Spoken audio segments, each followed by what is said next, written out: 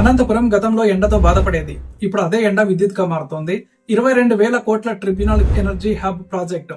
ఈ ప్రాజెక్ట్ ఇప్పుడు దేశంలోని అతిపెద్దదిగా అనంతపురం జిల్లాలో ప్రారంభమైంది. అనంతపురం ఈ ప్రాంతం ఎప్పటి నుంచో కరువు కల్లోలంతో పేరు తెచ్చుకుంది. ఇప్పుడు అదే అనంతపురం భారతదేశపు గ్రీన్ ఎనర్జీ భవిష్యత్తుకి కేంద్రంగా మారుతోంది. ఈ ప్రాజెక్ట్ మొత్తం పెట్టుబడి విలువ 22,000 కోట్లు. ఈ ప్రాజెక్ట్ ద్వారా విద్యుత్ ఉత్పత్తి, ఉద్యోగ అవకాశాలు కూడా చాలా పుష్కలంగా అందనున్నాయి. సుమారు 50,000 మందికి ప్రత్యక్షంగా అలాగే పరోక్ష ఉద్యోగాలు కూడా రానున్నాయి. దీని ద్వారా అనంతపురం జిల్లాకు ఎలాంటి ఉపయోగం ఉంటుంది అన్న మొత్తం ఇన్ఫర్మేషన్ చెప్తాను. సో వీడియోను చివరి దాకా చూడండి.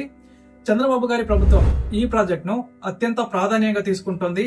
ఈ ప్రాజెక్ట్ లో భాగంగా సౌర విద్యుత్ ప్లాంట్లు, విండ్ టర్బైన్లు, గ్రీన్ హైడ్రోజన్ ఉత్పత్తి కేంద్రాలు నిర్మాణం కాబోతున్నాయి. ప్రతి యూనిట్ విద్యుత్ మాస్టరింగ్ తో పాటు జాతీయ విద్యుత్ గ్రిడ్ కి సరఫరా చేస్తారు. కదిరి, గుత్తి, బుక్కరాయ సముద్రంలో ఈ ప్రాజెక్ట్ నిర్మాణం అవుతుంది. ప్రస్తుతానికి 25,000 ఎకరాల స్థలం ఇప్పటికే ప్రాజెక్ట్ కోసం కేటాయించారు. వన్ స్టాప్ క్లియరెన్స్ ద్వారా అప్రూవల్ వేగంగా జరుగుతూ ఉన్నాయి. NTPC, Adani green energy, ReNew power, Greenko, Azure power సంస్థలు ఈ ప్రాజెక్ట్ లో పెట్టుబడి పెడుతూ ఉన్నాయి.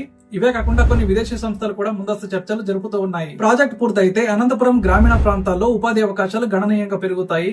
ఇంజనీరింగ్, మేనేజ్మెంట్, ఫీల్డ్ టెక్నీషియన్లు, మానిటరింగ్ యూనిట్లు, శిక్షణ కేంద్రాలు ఏర్పాటు చేయబడతాయి. విద్యుత్ వినియోగానికి ప్రత్యేకంగా ట్రాన్స్మిషన్ హైవే నిర్మాణం కూడా జరుగుతోంది.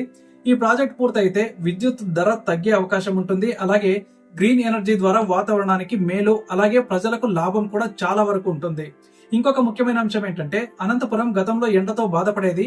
ఇప్పుడు అదే ఎండ విద్యుత్ గా మారుతోంది. ప్రపంచవ్యాప్తంగా భారత్ తీసుకున్న లక్ష్యం 2070 నాటికి నెట్ జీరో అన్నమాట. కాబట్టి ఆ లక్ష్యం సాధనలో ఈ ప్రాజెక్ట్ కీలకమైన అడుగు వేసింది. పూర్తి నిర్మాణం జరిగిన తర్వాత ప్రతి గ్రామంలో ఈ ప్రాజెక్ట్ ప్రభావం ప్రత్యక్షంగా కనిపిస్తుంది. ఆల్రెడీ ప్రభుత్వం అందిస్తున్న సహకారంతో ఫస్ట్ స్టేజ్ పనులు మొదలయ్యాయి.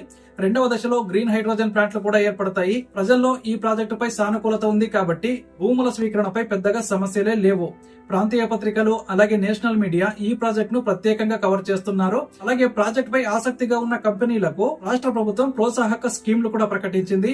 ఇది కేవలం విద్యుత్ ఉత్పత్తి ప్రాజెక్ట్ కాదు, ఇది ఉపాధి, అభివృద్ధి, అలాగే వలసలు ఆగిపోవడం, గ్రామాల్లో మిగిలిపోవడం వంటి అనేక అంశాలపై ప్రభావం చూపుతుంది.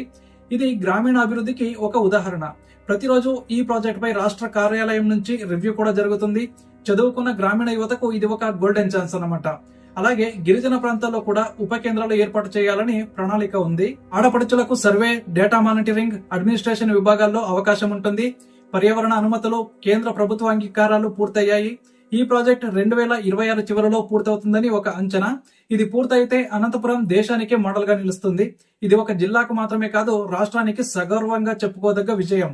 విద్యుత్ ఉత్పత్తి నుంచి విద్యుత్ వినియోగం వరకు ప్రతి దశలోనూ ఈ ప్రాజెక్ట్ లో స్వదేశీ పరిజ్ఞానాన్ని ఉపయోగిస్తున్నారు. గ్రామస్తులు ప్రాజెక్ట్ ను గర్వంగా చూస్తూ ఉన్నారు. ఈ ప్రాజెక్ట్ అనంతపురానికి వెలుగు తెస్తుంది.